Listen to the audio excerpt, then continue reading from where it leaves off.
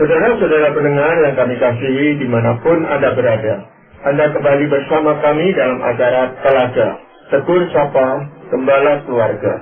Saya Gunawan Santoso dari Lembaga Bina Keluarga Kristen akan berbincang-bincang dengan Bapak Pendeta Dr. Paul Gunadi. Beliau adalah seorang pakar dalam bidang konseling. Perbincangan kami kali ini tentang keluarga bahagia. Adakah? Kami percaya acara ini pasti bermanfaat bagi kita sekalian.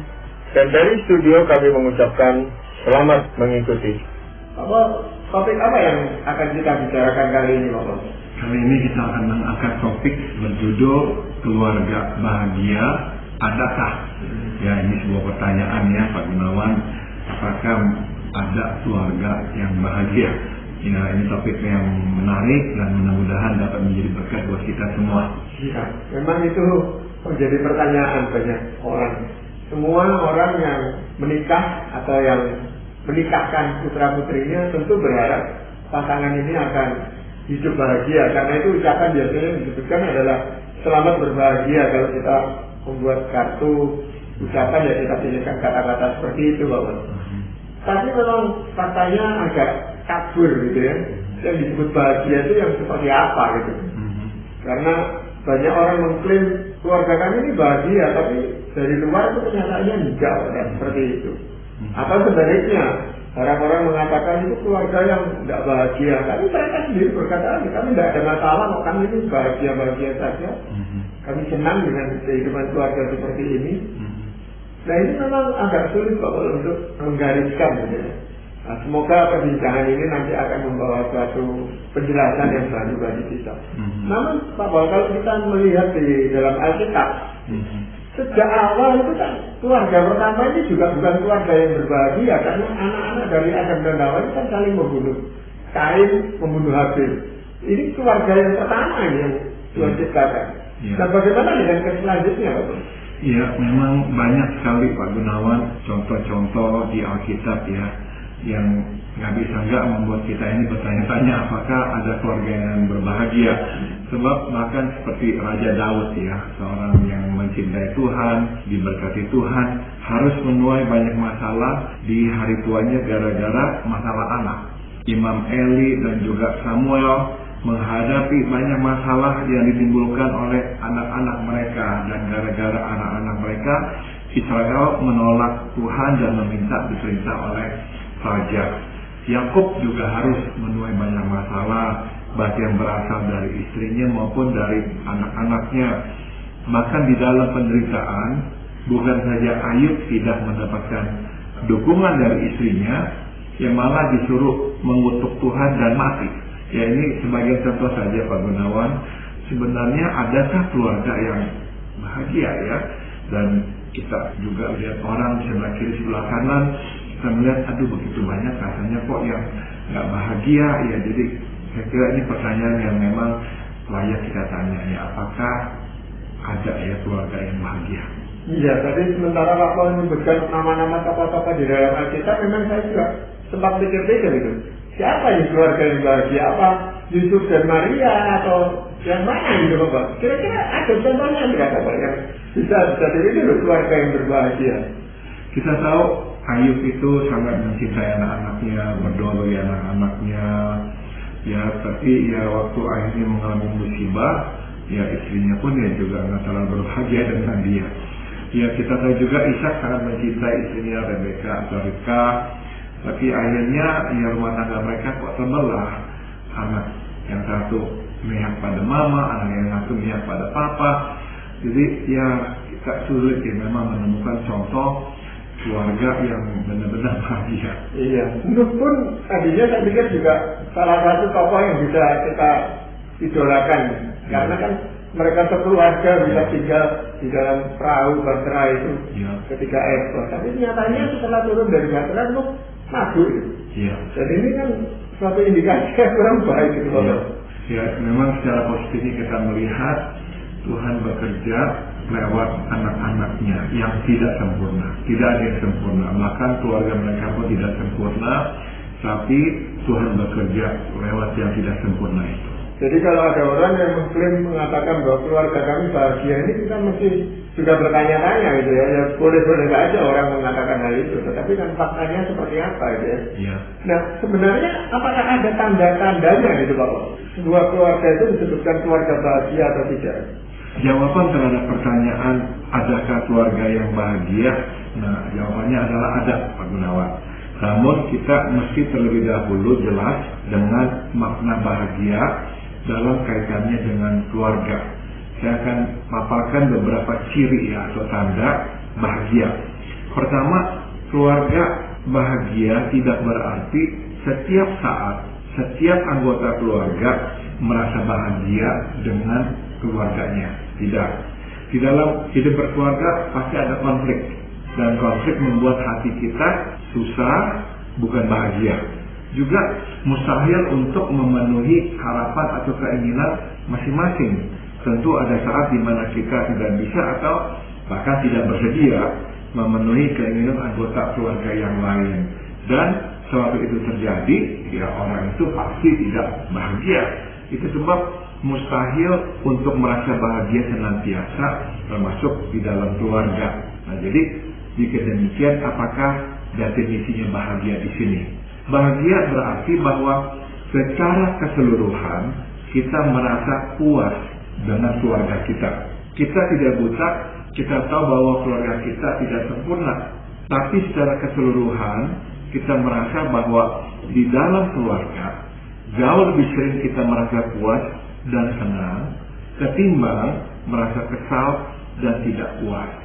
Kita tahu kelemahan masing-masing anggota keluarga, namun sejauh ini kita masih dapat menoleransinya dan masih dapat menjalin relasi yang baik dengan mereka. Nah, jadi ini ciri pertama yang dapat saya paparkan. Tapi kalau kita bicara tentang kepuasan, itu pun sesuatu hal yang sangat relatif sekali Pak Boleh. Karena bisa saja kita puas sebagai kepala keluarga gitu misalnya. Tetapi bagaimana dengan istri kita, bagaimana dengan anak-anak kita? Apakah mereka juga harus puas juga supaya keluarga ini bisa disebut keluarga yang bahagia? Betul Pak Gunawan. Jadi bukan hanya kita, tapi semua ya dapat berkata bahwa mereka juga merasa puas secara keseluruhan dengan keluarga ini. Nah, ini penting saya tadi angkat bahwa kita ini tidak bisa selalu bahagia ya dengan keluarga kita. Ada waktu-waktu kita nggak terlalu bahagia. Jadi kalau ada orang berkata ya, wah keluarga saya bahagia sekali, saya nggak pernah rasa apa-apa dan sebagainya. Saya memang lebih bertanya-tanya tentang apakah bahagia keluarga itu. Sebab seharusnya lah yang kita masuk dengan bahagia, artinya adalah ya kadang-kadang ada pergumulannya juga. Tapi ya secara keseluruhan ya kita puas kok, kita menerima, kita bersyukur akan mereka dan sebagainya. Jadi itu yang jadi tolak ukur kita. Ya mungkin itu sebabnya juga orang tidak terlalu mudah untuk berbicara bahwa kami adalah keluarga yang berbahagia gitu Pak Bos. Iya. Karena ya ada kekhawatiran. Iya. Nanti orang akan melihat sisi yang lain, ternyata ada masalah di dalam hidup rumah tangga kita. Iya. Saya baca ya misalnya pengakuan orang-orang yang sudah menikah berpuluhan tahun. Nah, mereka yang memang hidup dalam realitas tidak pernah tuh berkata, wah keluarga kami luar biasa bahagianya di mana. Enggak. Saya kira rata-rata selalu berkata, ya benar-benar ini sebuah pekerjaan ya. Kita harus benar-benar berusaha keras dan ya kadang mudah, kadang sulit. Tapi ya kita masih bisa menjalaninya dan rata-rata ya kami saling menghargai satu sama lain dan rasanya kok puas ya dan satu sama lain. Ya kita hanya bisa bersyukur kalau ada orang yang mengatakan kok kamu keluarga yang berbahagia ya. Kita syukuri aja itu gitu Pak Boleh. Orang lain yang menilai, tetapi kalau dari kita yang menyatakan bahwa kita adalah keluarga yang berbahagia, ini rasanya agak berat ya. Betul. Ya. Ciri yang lain apa Pak?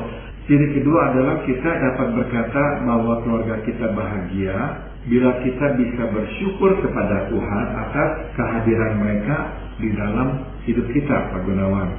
Kalau kita tidak bisa bersyukur atas kehadiran mereka, itu bertanda keluarga kita tidak bahagia. Kita bersyukur atas kehadiran mereka bukan karena mereka membuat hidup kita lebih menyenangkan atau lebih mudah. Bukan. Kita bersyukur kepada Tuhan atas kehadiran mereka karena melalui mereka kita bertumbuh menjadi manusia yang lebih menyerupai Kristus Tuhan kita. Tapi saya mau jelaskan, ya, pertumbuhan yang saya maksudkan di sini bukanlah pertumbuhan yang diakibatkan oleh masalah yang ditimbulkan oleh anggota keluarga. Pertumbuhan yang saya maksud di sini adalah pertumbuhan yang terjadi akibat pembelajaran dari satu sama lain. Suami belajar dari istri dan anak-anak, istri belajar dari suami dan anak-anak, anak-anak belajar dari orang tua dan dari satu sama lain. Dengan kata lain, kita belajar dari kehidupan yang layak dicontoh, bukan dari keburukan yang mesti dihindari atau ditanggung oleh satu sama lain. Kadang kan kita bisa berkata, gara-gara pernikahan saya buruk, gara-gara pasangan saya itu tabiatnya jelek, saya belajar bersabar. Nah, puji Tuhan, ya, puji Tuhan cara dia bersabar. Tapi bukan itu yang saya maksud. Jadi bukannya kita makin serupa dengan Kristus gara-gara persoalan begitu banyak, bukan. Tapi kita bertumbuh dalam Kristus karena kita saling belajar lewat contoh-contoh yang memang layak ditiru. Tapi kan masing-masing punya kelemahannya gitu Pak. Baik si suami, istri maupun anak-anak. Nah, untuk mencapai yang tadi Pak katakan, ini kan butuh suatu proses yang panjang sekali. Betul, jadi udah tentu apa yang menjadi kelemahan pasangan kita dan kita harus tanggung itu akan menumbuhkan kita, betul, ya. Tapi kita mau menggunakan ukuran bahagia bukan dari kita bertumbuh gara-gara pasangan kita bermasalah, bukan. Tapi kita bertumbuh gara-gara kita memang bisa belajar dari dia. Ada hal-hal dalam hidupnya yang kita dapat tiru. Jadi yang kita perhatikan, kita ambil ini adalah sisi-sisi positif dari pasangan kita ataupun anak-anak kita. Betul. Sisi positifnya aja Bapak ya, bukan memanfaatkan yang negatifnya untuk memperbaiki kita gitu. Betul. Jadi kita bersyukur waktu kita melihat saya menikah denganmu, saya memang bertumbuh. Dan saya bertumbuh karena saya belajar darimu. Nah, itu tuh yang saya gunakan sebagai tolak ukur atau definisi keluarga yang bahagia. Iya.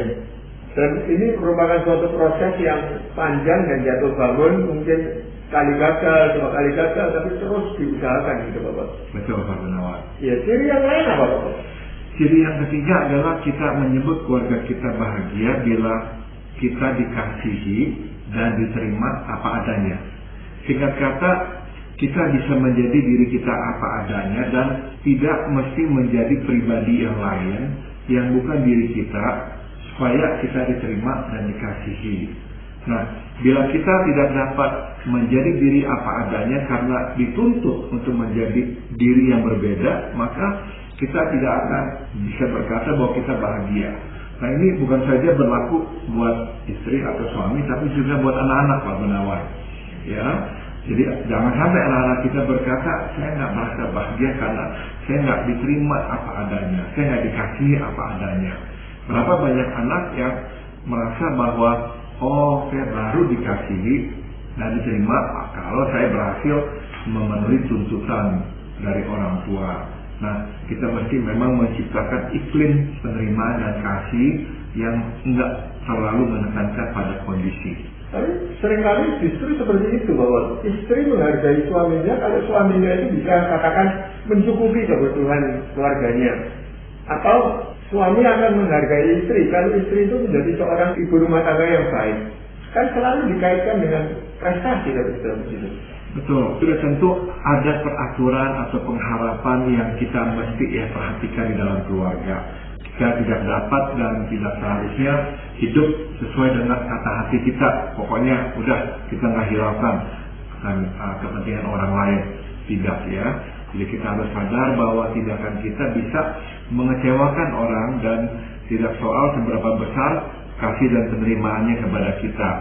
Sungguh pun demikian, seyogianya lah dalam pernikahan kekecewaan disiapkan untuk hal yang sangat penting, seperti misalkan karakter dan kerohanian, bukan hal sepele seperti prestasi dan juga penampilan. Nah, jadi kita tekankan kepada anggota keluarga bahwa yang penting buat kita adalah karakter dan kerohanian, bukan prestasimu, bukan penampilanmu, bukan seberapa besar gajimu dan lain-lainnya.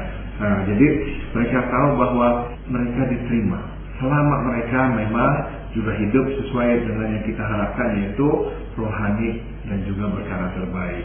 Tentang yang lain-lainnya mereka tahu itu tidak kita pentingkan. Nah ini biasanya kan terbalik gitu Pak. Biasanya orang lebih mementingkan prestasinya daripada yang hal rohani ini. Iya. Kita terhadap anak-anak gitu, kadang-kadang orang tua kan lebih bingung kalau nilai-nilainya matematika atau bahasa Inggrisnya jelek, tapi kerohaniannya buruk sekali atau baik itu tidak dipersoalkan. Iya. Sudah tentu ya tadi saya sudah singgung, kita nggak bisa memang hidup sesuai dengan kata hati kita. Kita juga mesti berusaha memenuhi apa yang diharapkan oleh orang tua kita, oleh pasangan kita. Ya kita nggak bisa ya berkata saya nggak mau kerja, ya kamu aja yang kerja, saya nggak mau bereskan rumah, kamu saja bereskan rumah, ya enggak. Mesti ada tendang rasa yang saling bantu supaya nanti pasangan juga menghargai kita. Nah jadi itu juga bagian yang penting. Tetapi ada keluarga itu yang unik Pak Bos. Mereka akan merasa berbahagia kalau tidak saling mencampuri urusannya. Nah ini kan wujud kebahagiaan yang seperti apa gitu? Ada waktu-waktu memang kita membagi teritori Pak Gunawan, sebab ya nggak sama ya kebisaannya, minatnya dan sebagainya, ya nggak apa-apa. Karena sudah tentu teritori yang terpisah itu seharusnya ya sedikit, lebih banyak yang tumpang tindih yang dapat kita ini lakukan bersama-sama gitu. Yang sedikit itu yang kadang-kadang terjadi atau bagaimana Pak Bos? Yang masing-masing punya teritori tadi? Yang memang terlalu berbeda ya, jadi artinya kita itu nggak ada minat sama sekali dan dia juga nggak ada minat sama sekali, jadi ya daripada dipaksakan supaya dia menyukai yang kita sukai, ya udahlah nggak apa-apa ya, untuk hal ini ya kita saja, untuk hal itu ya dia saja. Jadi masing-masing ada teritori ini seperti itu. Dan itu tetap bisa membangun kebahagiaan di dalam rumah tangga itu kan? Bisa selama memang ada banyak hal-hal lain yang dapat kita kerjakan bersama. Jadi harus lebih banyak yang bersama-sama dikerjakan daripada yang sendiri-sendiri seperti itu. Ya. Ciri yang lain mungkin sampaikan? Yang keempat adalah kita menyebut keluarga kita bahagia jika ada keterbukaan untuk mengoreksi dan dikoreksi, Pak Gunawan.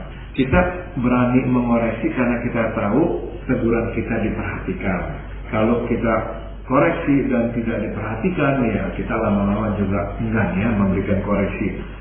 Dan kita pun tidak berkeberatan dikoreksi karena kita tahu mereka bermaksud baik. Mereka tidak ada maksud untuk meremehkan atau menyerang kita. Nah sebaliknya, jika kita tidak dapat menyampaikan koreksi karena anggota keluarga bersikap defensif, nah kita tidak bisa berkata bahwa keluarga kita ini bahagia. Jadi Pak Gunawan, keluarga itu tuh memang harus melewati proses atau tahapan yang panjang, di mana kita ini saling mengoreksi dan dikoreksi. Di mana ada koreksi dan dikoreksi, maka kita ini akhirnya tuh bertumbuh Pak Gunawan. Karena lewat koreksi dan dikoreksi kita juga menyampaikan pengharapan kita. Nah nggak bisa enggak, kebahagiaan keluarga juga ditentukan oleh seberapa besar atau seberapa banyak pengharapan kita yang dipenuhi oleh pasangan kita atau oleh anak-anak kita atau oleh orang tua kita. Makin banyak yang terpenuhi, ya kita juga makin senang. Nah, jadi kalau memangnya nggak dipenuhi dan kita tahu ini nggak benar dan kita bisa mengoreksi sehingga pasangan kita juga belajar. Nah, dengan cara itulah keluarga dibangun dan makin hari makin bertumbuh. Kalau keluarga itu tidak ada lagi sistem koreksi Pak Gunawan, benar-benar itu akhirnya tuh mandek, nggak bertumbuh lagi. Ada yang saling membela satu sama lain, nggak bisa melihat pasangannya dikoreksi oleh orang lain, dia akan bela mati-matian. Nah akhirnya keluarga itu nggak bertumbuh, termasuk ke anak juga. Nggak boleh anaknya dikoreksi oleh orang lain, wah defensif sekali, anak selalu harus benar. Akhirnya keluarga itu malah mandek dan bertumbuh. Tapi memang harus dibedakan antara koreksi dan pengawasan ya Bapak ya. Jadi ini bukan pengawasan tetapi koreksi atas kesalahan dari anggota keluarga kita gitu Bapak ya. Betul.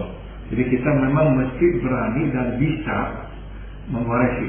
Kalau pasangan kita defensif, kita memang enggan memberikan koreksi Pak Gunawan. Kalau kita tahu nggak akan didengarkan, malah nanti memicu pertengkaran. Jadi udah dah.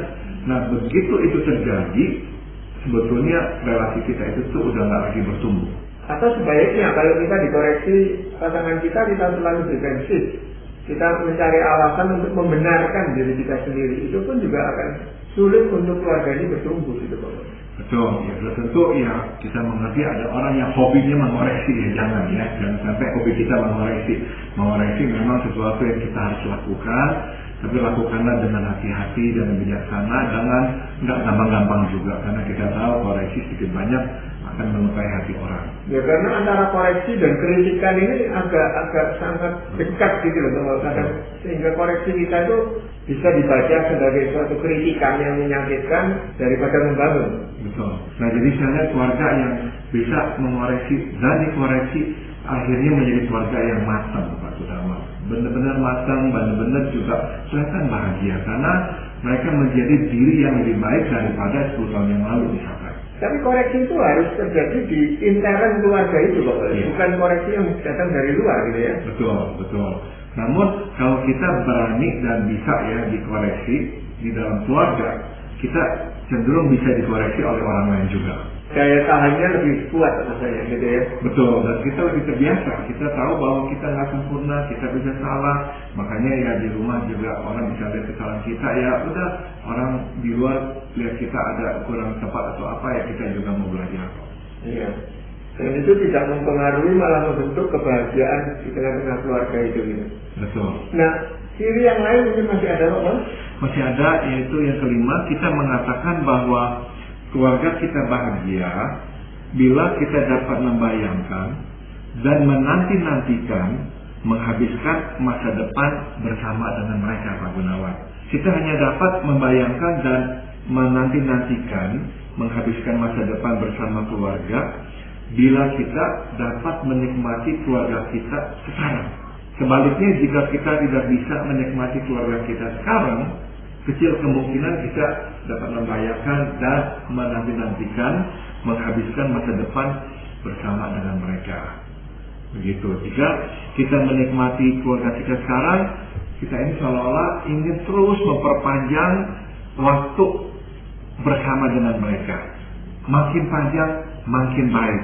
Jadi secara spontan kita pun mulai memikirkan, merencanakan nanti ya kita tinggal di mana, nanti ya sudah tua kita akan berbuat apa dengan keluarga kita. Sebab ya kita sekarang sudah merasa cocok, bahagia, nah kenapa kita nggak teruskan sampai nanti? Sebaliknya kalau sekarang juga udah nggak ada komunikasi, saling menyakiti, kita justru ya berpikir bagaimana bisa menyudahi menghabiskan waktu bersama dengan mereka. Tapi kan memang itu sulit untuk diwujudkan, apalagi sekarang gitu Pak ya. Dengan anak-anak itu makin dewasa, sekolah keluar kota atau tinggal di luar kota, kan tinggal kita berdua suami istri nantinya. Walaupun ada keinginan untuk bisa selalu bersama-sama dengan mereka, tetapi kan faktanya nggak bisa seperti itu. Betul. Namun saya perhatikan Pak Gunawan di dalam keluarga yang memang akrab ya, dan ada ya kecocokan, keharmonisan. Meskipun nggak selalu ya bisa tinggal sama-sama dengan anak-anak dalam satu kota atau apa, tapi saya perhatikan anak-anak akan berusaha keras supaya bisa tinggal dekat orang tua atau bahkan ya bersama orang tua, karena mereka tahu orang tua akan membutuhkan mereka. Saya ngerti ini tidak selalu dimungkinkan, ya nggak selalu dimungkinkan. Ada yang harus bekerja di luar kota atau apa, tapi kesadaran itu ada, sehingga lebih ada usaha untuk tinggal lebih dekat dengan keluarga supaya orang tua kita itu juga tidak sendirian di hari tuanya. Mungkin bukan hanya kumpul secara fisik Pak, tetapi yang penting hubungan emosional itu masih tetap terjaga. Iya. Jadi sering kontak, sering saling bertegur sapa itu masih tetap dilakukan. Iya. Kalau secara fisik memang agak sulit itu. Iya. Ya, jadi memang nggak kita perlu juga bercermin diri Pak Gunawan ya, karena kalau kita itu tidak menjadi berkat buat keluarga kita atau buat anak-anak kita, ya kita nggak bisa berharap anak-anak kita itu akan senang dekat-dekat dengan kita. Bahkan mereka akan berusaha menjauh dari kita. Jadi kita juga mesti bercermin ya, apakah kita selama ini telah menjadi berkat buat mereka.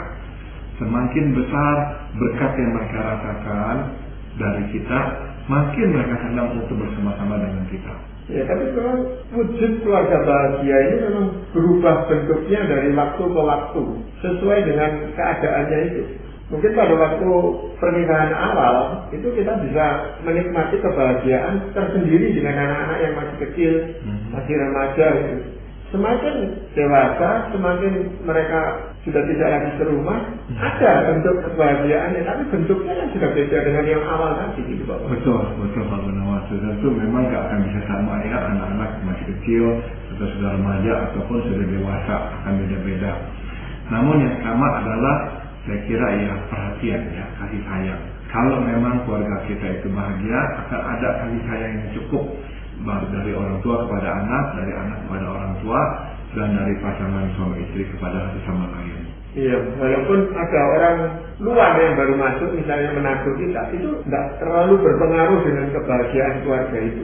Iya. Malah menambah kebahagiaan itu gitu. Betul, jadi keluarga yang memang kuat dan berbahagia itu selalu siap memang untuk menerima orang yang baru menjadi bagian dari keluarga mereka. Justru kalau memang keluarga ini banyak masalah, Pak Gunawan, seringkali itu nggak siap untuk menerima orang yang lain masuk dalam keluarga mereka. Jadi ada aja kontroversinya gitu. Tapi dalam keluarga yang memang kuat dan harmonis, justru tangan lebih terbuka. Iya, kalau kita melihat anak kita berbahagia, itu merupakan kebahagiaan kita juga, gitu Bapak. Betul sekali ya. Apalagi ya kita nggak mengharapkan apa-apa aja, pokoknya yang penting mereka bisa berkeluarga dan hidup bahagia, takut akan Tuhan, kita sudah senang. Iya. Bapak sehubungan dengan itu, apakah ada kesimpulan yang ingin Bapak sampaikan? Memang tidak ada keluarga yang sempurna, tapi ada banyak keluarga yang bahagia. Ini yang kita ingin tekankan ya. Kita puas dengan keluarga kita dan ingin menghabiskan waktu bersama dengan mereka. Sudah tentu tidak selalu kita sependapat dengan mereka, enggak ya. Tidak selalu juga kita bangga dengan mereka, enggak. Ya, kita enggak selalu berlaku benar dan kadang kita mengecewakan orang yang dekat dengan kita. Nah, jadi ada kalanya ya kita menyakiti hati mereka lah, membuat mereka kecewa atau malu. Namun pada akhirnya kita bisa menerima satu sama lain dan melanjutkan relasi kita. Itu yang dimaksud dengan keluarga yang bahagia. Amsal 14 ayat 11. Rumah orang fasik akan musnah, tetapi kemah orang jujur akan mekar. Rumah orang fasik musnah, kemah orang jujur mekar. Ini perbedaan antara rumah dan kemah. Tapi yang penting bukannya rumahnya atau kemahnya, tapi apakah akan mekar. Nah, awal dari upaya memekarkan rumah atau keluarga kita adalah kejujuran. Ini yang kita tekankan.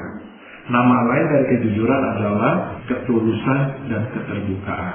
Jadi di mana ada ketulusan dan keterbukaan, akhirnya di sanalah ada kebahagiaan dalam keluarga. Iya, dan itulah yang menjadi tujuan kita berkeluarga, Bapak. Kebahagiaan dalam keluarga. Karena kalau tidak bahagia di dalam keluarga, ini neraka di dalam keluarga jadinya, Bapak.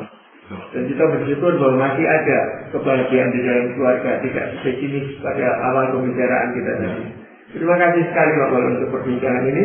Para pendengar sekalian, terima kasih Anda telah mengikuti perbincangan kami dengan Bapak Pendeta Dr. Paul Gunadi dalam acara Telaga Tegur Sapa Gembala Keluarga.